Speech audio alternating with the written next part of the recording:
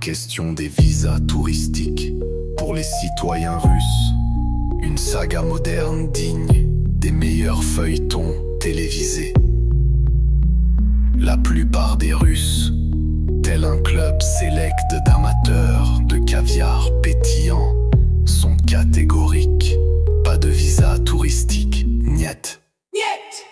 Imaginez un moment, si La Fontaine était parmi nous, il pourrait bien composer une fable où le renard rusé persuadé Briose de rester dans sa tanière plutôt que d'errer en terre voisine.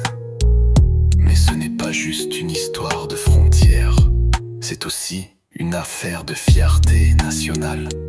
Une version moderne de On ne passe pas, qui résonne avec un zeste de défi audacieux.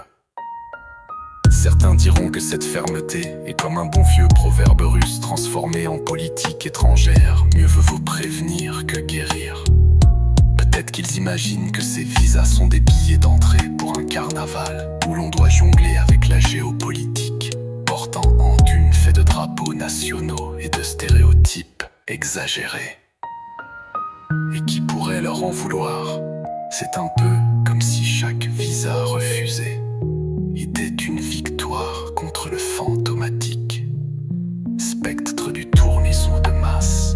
Ce même spectre qui pourrait un jour décider de transformer la place rouge en terrain de camping.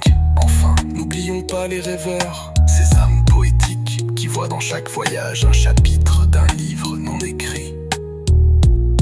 Pour eux, l'interdiction est un obstacle narratif prêt à être surmonté. Pourquoi ne pas imaginer des chemins plus tortueux, comme l'antique route de la soie, mais moderne et haute en couleurs? Ainsi, la vision d'un monde où les frontières ne sont que des lignes dessinées sur une carte pourrait nourrir les conversations autour des samovars, là où l'on sirote un thé fumant en évoquant les dates où l'on pourra enfin s'évader sans passer par les affres administratives de la bureaucratie internationale.